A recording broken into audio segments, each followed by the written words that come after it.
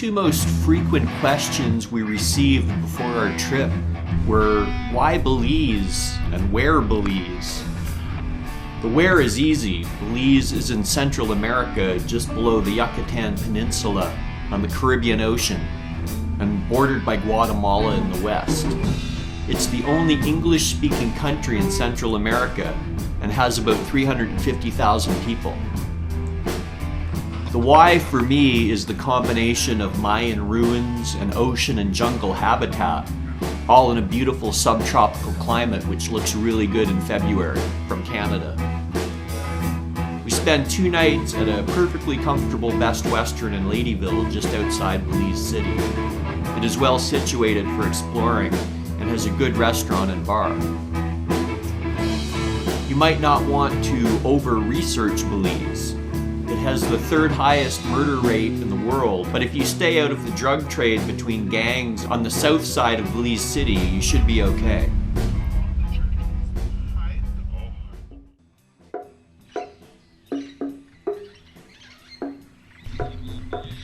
Our first Belize adventure is to Lamanai, a significant Mayan ruin located a few hours from Belize City. You drive for an hour and a bit to a location on the New River near the town of Orange Walk. You then transfer to boat and travel down the river past birds and crocodiles and monkeys and Mennonites to a Mayan site still largely in the jaws of the jungle.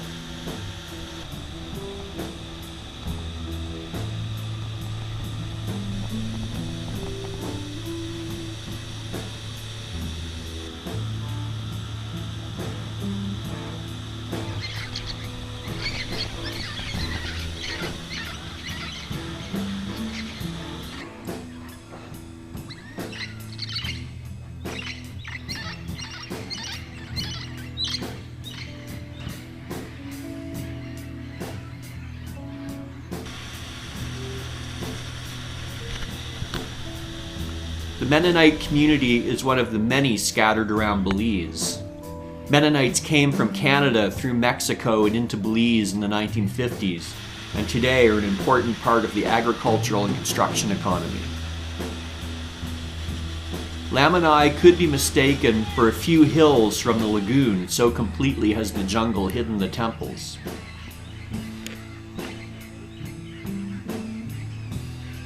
Lamanai was occupied for a very long time, 3,000 years at least, from as early as the 16th century BC through to the rise to glory as a dominant city-state from the 4th century BC to the 1st century CE. Lamanai continued to be occupied until after the arrival of the Spanish.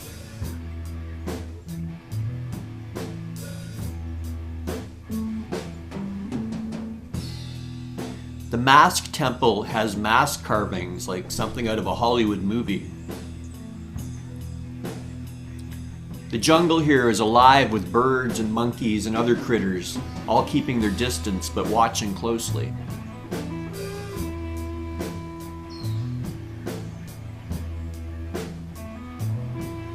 Mayan civilization can be found from the Yucatan through Belize, Guatemala, and Honduras. Mayan culture grew and thrived and declined over thousands of years. Cities like Lamanai were city-states that would rise and fall in prominence. There was never a Mayan empire or state, but each city was ruled by its own priest kings.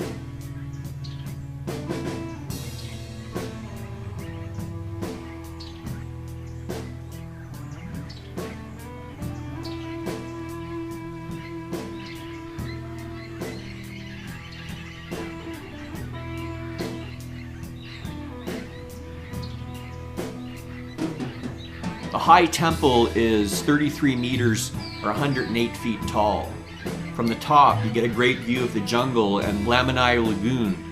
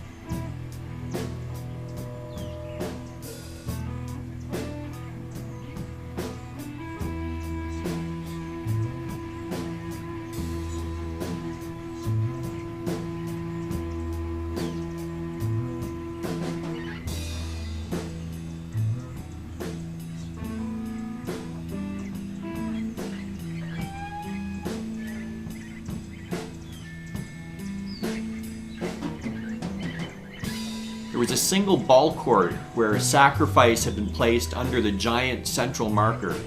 A pool of liquid mercury once stood in the rock where offerings such as jade, shell, and pearls were placed.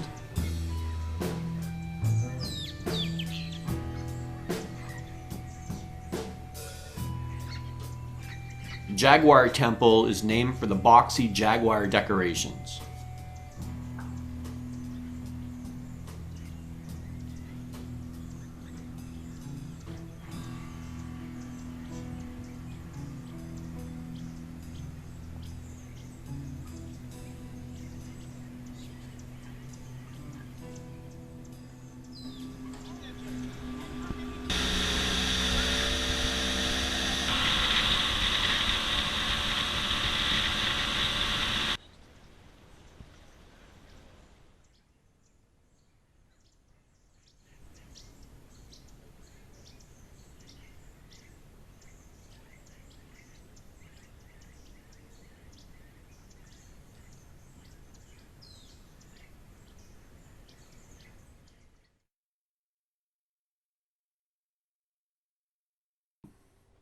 The Belize Zoo and Tropical Education Center is located about 40 miles drive from Belize City on the Western Highway. In 1983, a film shooting a documentary with captive wildlife came to an end of shooting, and the crew didn't know what to do with the now tame animals.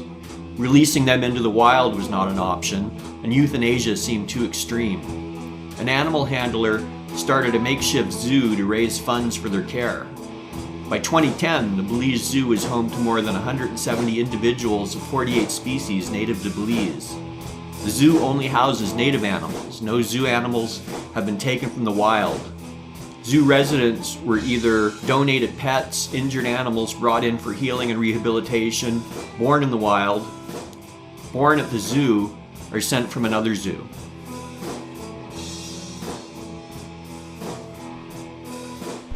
The Baird's tapir is the national animal of Belize and Central America's largest mammal. It is known as the mountain cow.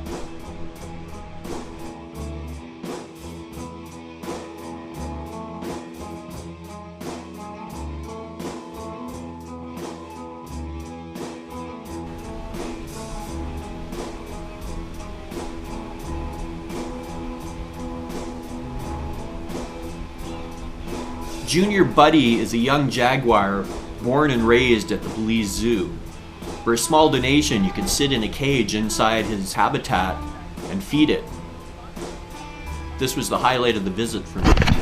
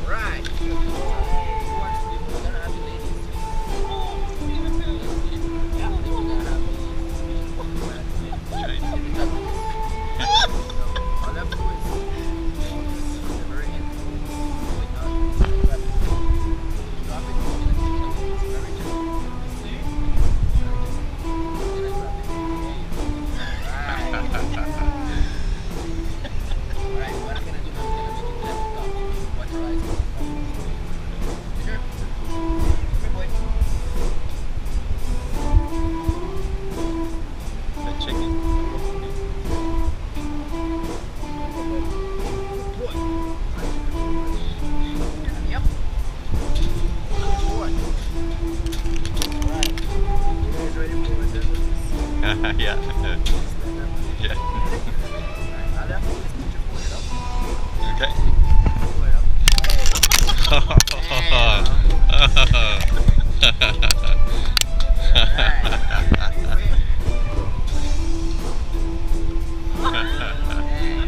That's amazing.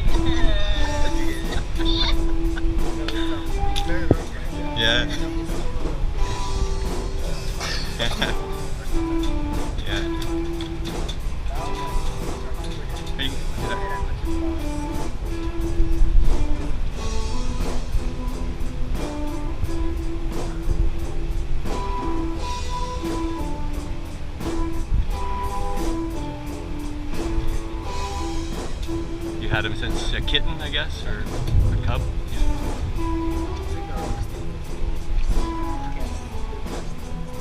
Oh yeah. Has he ever taken a swat at anyone or got mad?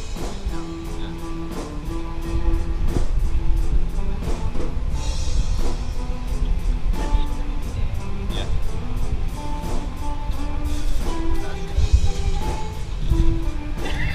I'll do that. Do you want to do one there, Kashan, or? I got it. Here you go, buddy. Take it out. There you go.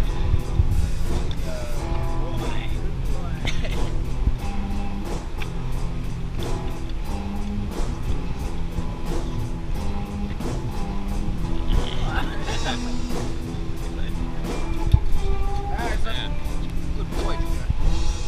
I've had house cats that aren't this friendly.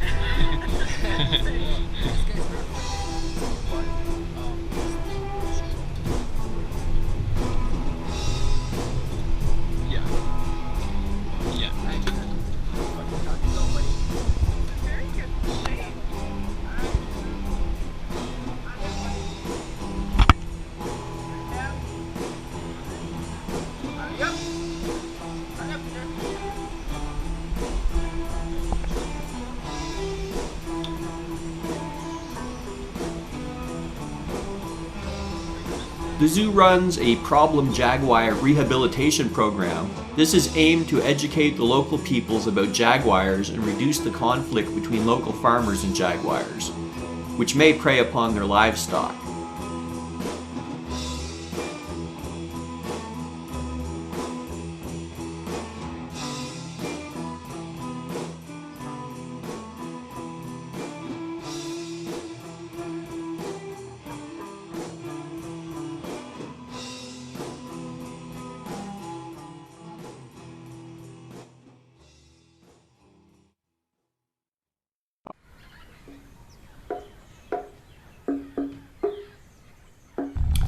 We want to spend 4 nights in the jungle before heading to the coast.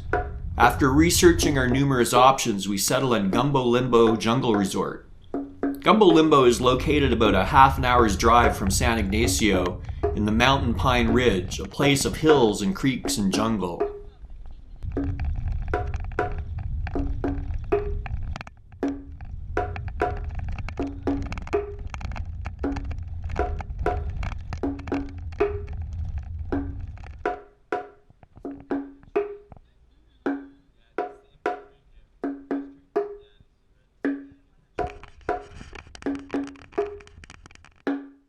This is more like a micro resort with 5 cabanas, a dining gazebo, and a pool. There is some spotty Wi-Fi in the main gazebo and no TVs in the rooms. If your goal is peace and quiet and to wake up to the call of jungle birds and hike a lush nature trail and watch the stars through a crystal clear night sky, then this might be the place for you.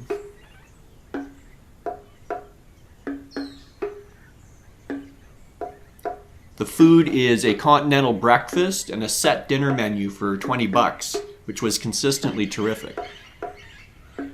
Gumbo Limbo is off-grid and relies on solar power and collected rainwater.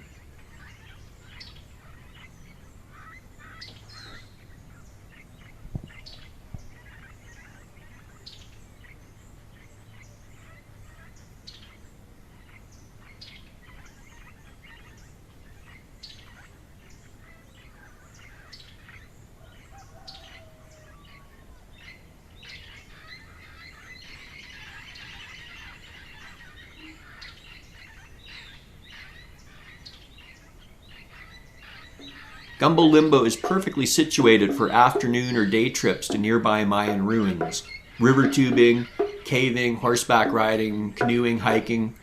You can leave after breakfast, visit the Cahal ruins in Guatemala or Caracol ruins further into the Pine Ridge forest and be home for dinner.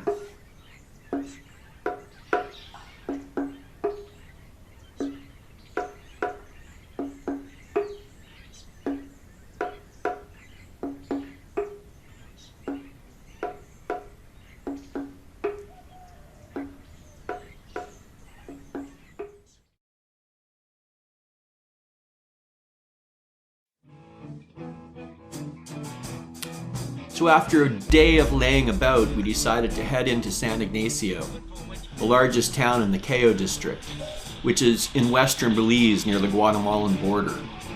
San Ignacio is a nice tourist hub with a diverse population. There are several hotels, resorts, a casino, a few restaurants, gift shops. We are going to visit the Mayan site of Cahal, Pech. Cahal, Pech, which means place of ticks in a Mayan dialect, is located pretty much in the town of San Ignacio, but a 20-minute walk up the hill from the center of town.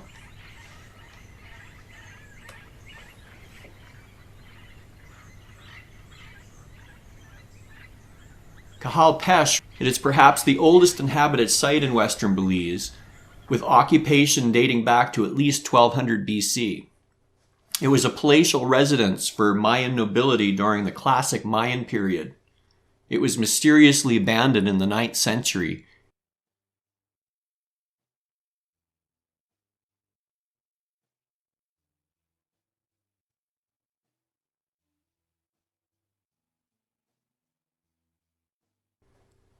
Each Mayan site has a unique flavor. They were city-states or ceremonial locations or royal residences that flourished at different times over hundreds of years.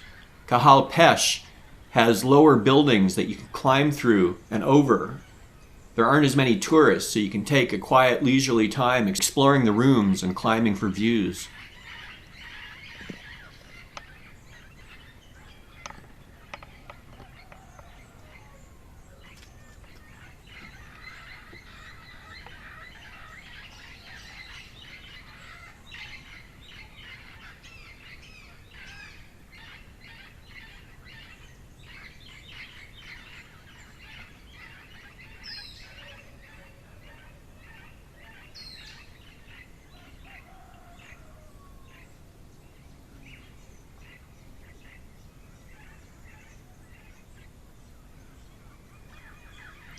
To build their city, the Mayans needed to burn trees for the lime cement production, and they needed to clear more and more land for agriculture. The deforestation messed with moisture retention, and crops eventually failed. The jungle encroaches and covers the ruins today, but it is probably deforestation and climate change that caused the collapse of Mayan civilization. At its peak in the 7th and 8th centuries CE, there were 19 million people living in the Mayan zone. Within 100 years, their dozens of cities were abandoned and jungle was taken back over.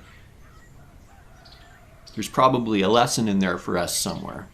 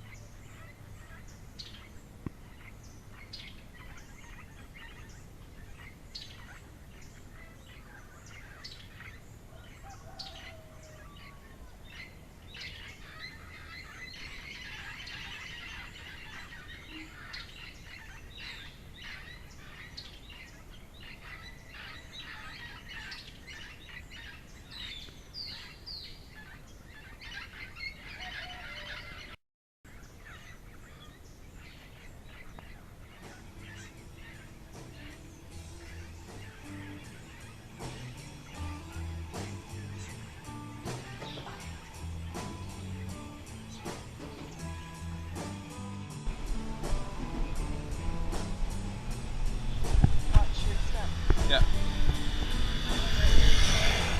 As a habit, because if I don't use it now, I will never use it again for the next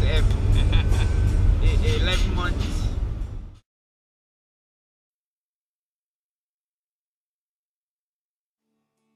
They'll see the gringos and say, Tikal is going to be our major day excursion. It was a toss-up between Caracol, the largest Mayan site in Belize, and Tikal, Guatemala, which is considered to be one of the most spectacular sites in the Mayan world. Both are about 2.5 hours away. Caracol is over some pretty rough roads through the mountain pine ridge. Tikal is a paved road. Our resort arranges for a tour company which consists of a Belizean van driving us to the border, clearing Guatemalan customs, and getting into a Guatemalan van with a tour guide to take us to Tikal. They're having a parade of some sort. We drive through the Pech region, the heartland of classic Mayan civilization.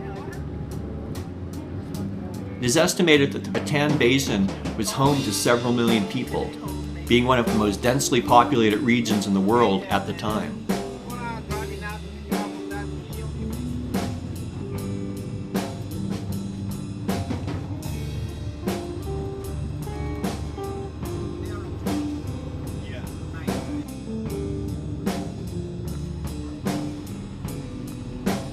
The ruins lie amongst the tropical rainforests of northern Guatemala.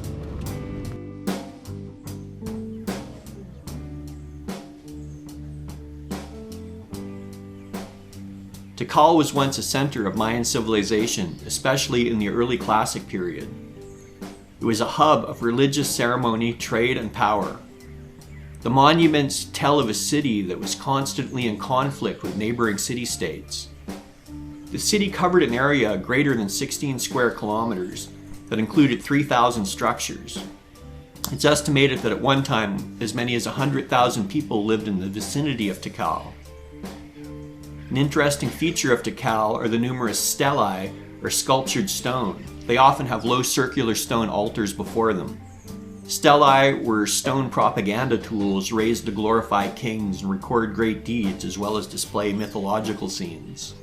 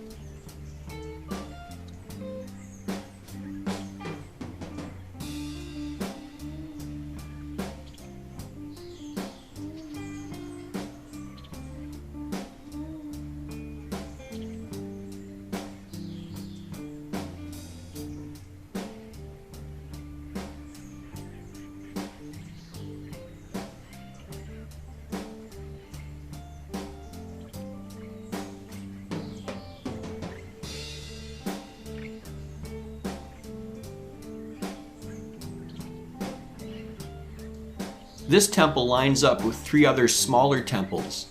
If you stand on the top, you can see the sunrise during the solstices and equinoxes over the smaller temples. Some of the temples here are over 230 feet high, and the site includes royal palaces, smaller pyramids, platforms, residences, administrative buildings, and inscribed stone monuments.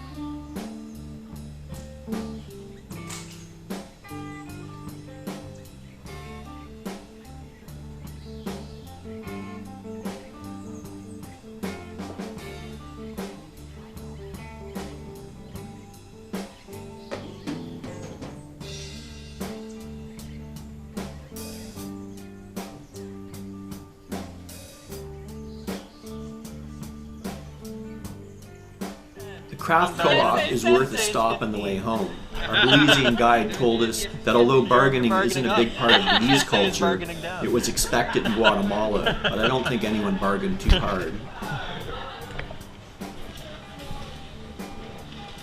So, dos 40? 40. Gracias.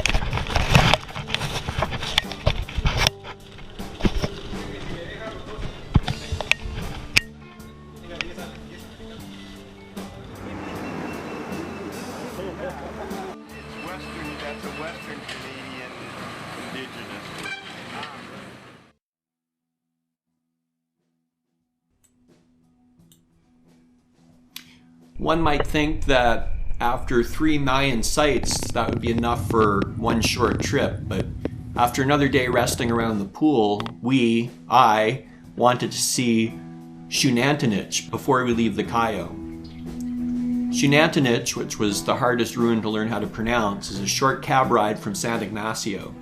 You have to take a hand-crank ferry across the Mopan River.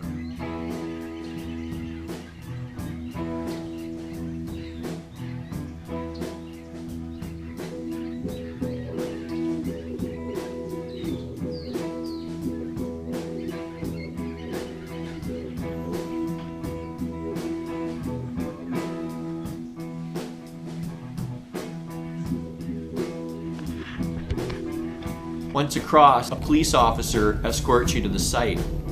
Xunantunich lies almost on the Guatemalan border, and tourists have been robbed here before. In January, an American tourist was murdered at a lodge next door. Pairs of heavily armed soldiers and tourist police patrol the site.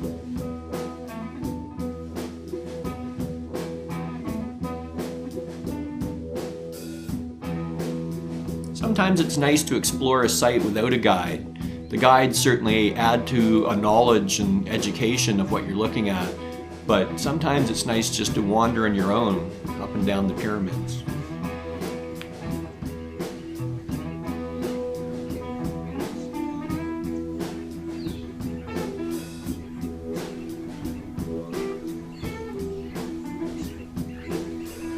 Xunantunich served as a Mayan ceremonial center in the late and terminal classic periods.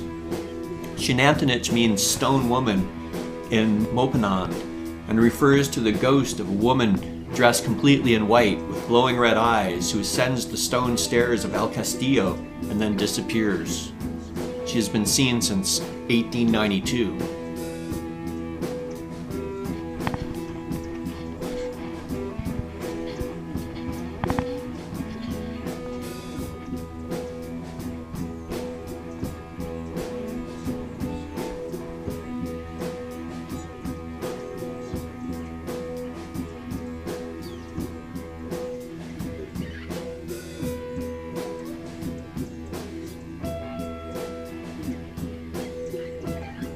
The core of the city Xunantunich occupies is about 1 square mile, making it very small, consisting of a series of plazas surrounded by more than 26 temples and palaces.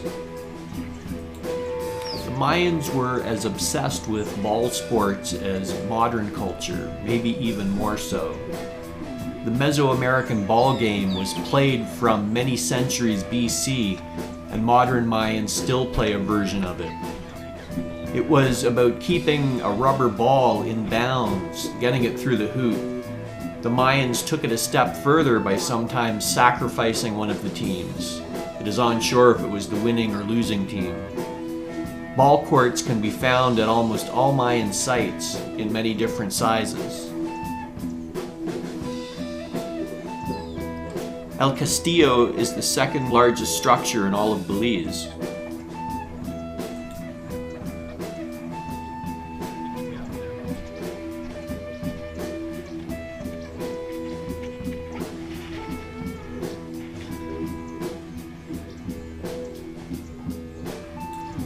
The frieze depicts the birth of a god associated with the royal family, gods of creation, as well as the tree of life, which extends from the underworld through the earth and up into heaven.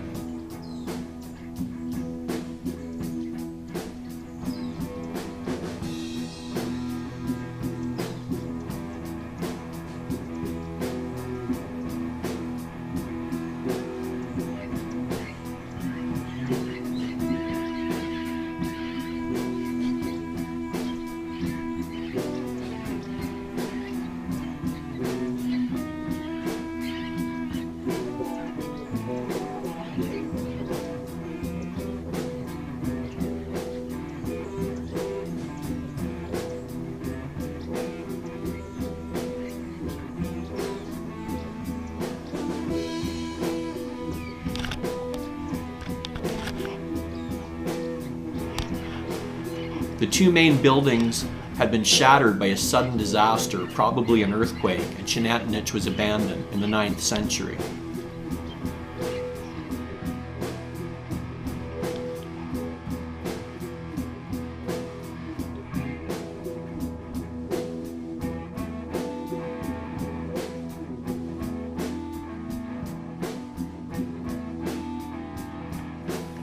Each Mayan site is different, and Xunantunich has a peaceful, almost solemn feel.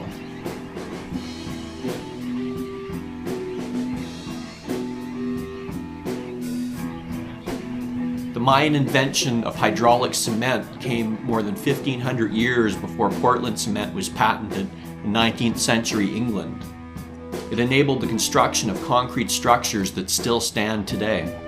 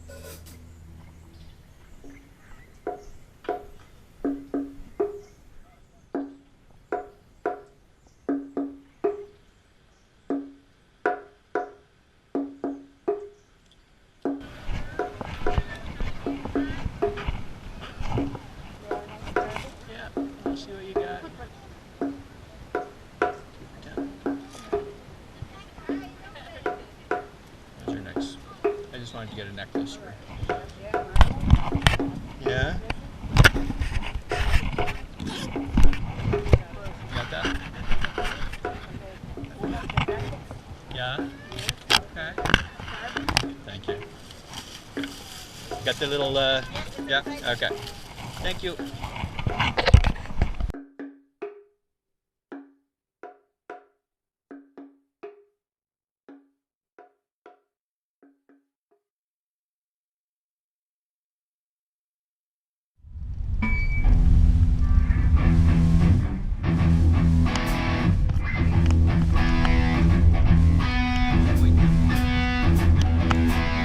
Have certainly packed a lot into the last few days, and for the next few days we'd like to relax by the seaside. We drive to the water taxi dock in Belize City through the south side, which seems to be the bad part of most towns. It looks okay to me. I guess nighttime is the time when you don't want to be wandering about. The water taxi is an inexpensive and comfortable 90-minute ride across the Caribbean Ocean to San Pedro and Ambergris Key.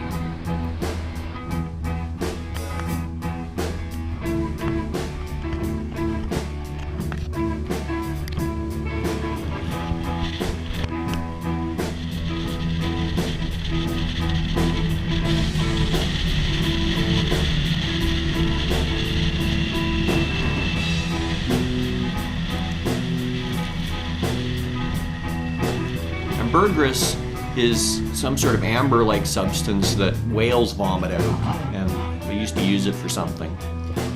I guess it used to be collected on the beaches here of this island. Thank you.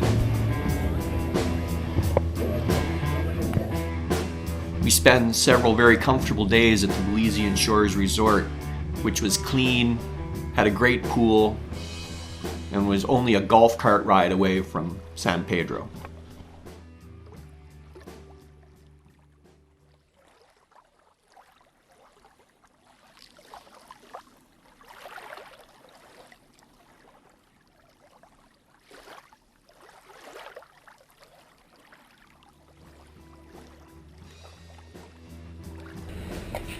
San Pedro town is the only town in Ambergris. The rest is resorts. The main attractions are the Belizean Barrier Reef and its beaches. The Barrier Reef is the second largest in the world after the Great Barrier Reef of Australia. Because of the island's small size, the main form of powered transportation is golf carts. I'm not much of a swimmer, not much for jumping in the ocean, but Carolyn said that the trade-off for hauling her to 4 Mayan ruins was to do some snorkeling.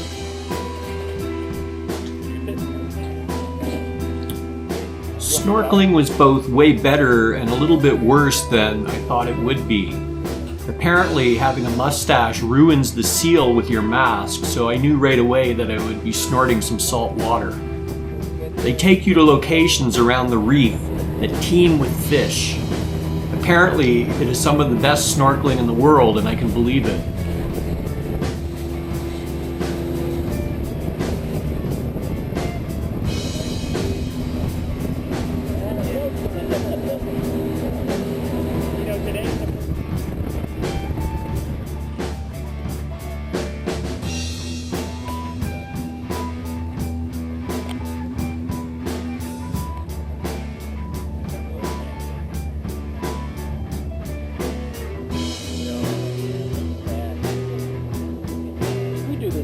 I'm not a strong swimmer, so like a child, I'm outfitted with a floaty device. Look at them. Look at them. You're going in there. Are you sure? Are you sure? You go to Shark Ray Alley, which used to be used by fishermen to clean their fish, so over time the nurse sharks learn to hang around. Today, your tour operators chum the sharks, and they swarm like pigeons. Look. Apparently, nurse sharks don't Look how bite. big he is. This is a big one. That is a big one. Oh, look, right under. Oh my gosh. Nurse sharks don't bite people. That is so cool. Oh! Nurse sharks don't bite people. That's what I keep telling myself. Are you looking at these over here?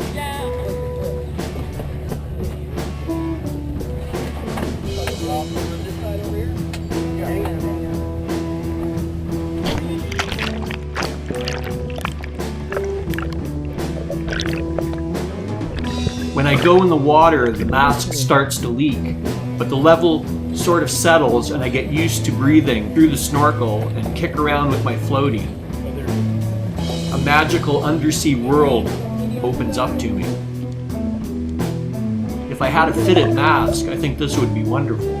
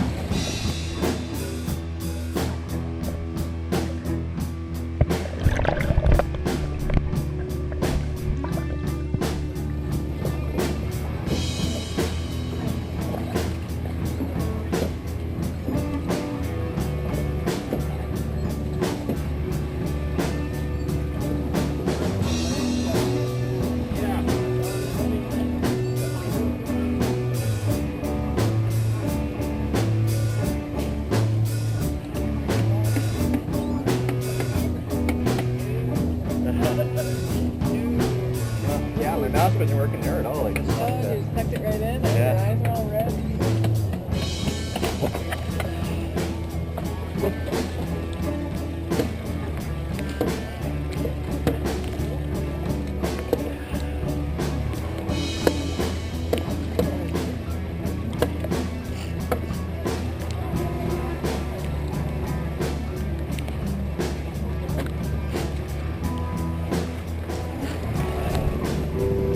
Ambergris Key is all about swimming and diving and dining and relaxing.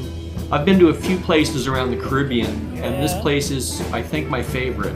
Thanks. It has it all. Finally, it's time to leave. I miss my dog and work calls, and the fantasy is ending. Belize was a blind date, and after dinner and a few drinks and a nice walk, I feel I know her much better. Is Belize dangerous? I didn't feel unsafe anywhere at any time, but maybe I'm just clueless. There are sketchy places everywhere. Practice common sense and situational awareness, and everything should be fine. Belize isn't exactly cheap, but the experiences are intimate and authentic. It reminds me a bit of Cape Breton Island in its local and relaxed attitude. Would I recommend a Belize trip to family and friends? Yes, absolutely. Please bring me with you.